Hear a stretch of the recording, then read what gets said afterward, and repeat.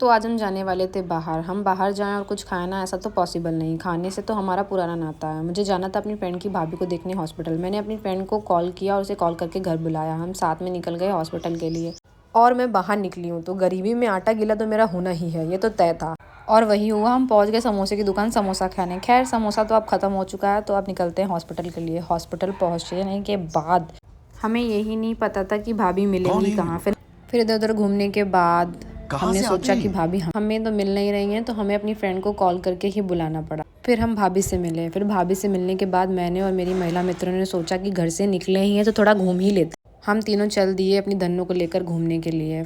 अब ये दोनों मुझे लेकर चली गई एक शॉप पर मेरी जेब खाली करवाने के लिए। मुझे ये भी नहीं पता था कि ये दोनों लेने क्या वाली हैं। लिया भी इन्होंने क्या, कैंडी लेने के बाद इससे इनका भी मन नहीं भरा। अब इन दोनों को पीना था शेक। अब ये मुझे शेक की दुकान पे लेकर गई। आपने सुना होगा ऐसा, जेब में नहीं है पैसा फिर भी ये रुतबा अपना ऐसा।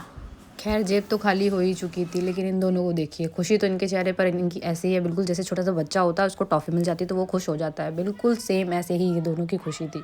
मैंने सोचा खाली तो मैं हो ही चुकी हूँ तो सबसे पहले शेक तो मैं ही पीऊँगी, लेकिन जब दोस्त ऐसे हों तो वो भी नसीब नहीं होता है। बस मैं शेक का आनंद ले ही रही थी कि मुझे शेक भी छीन लिया गया।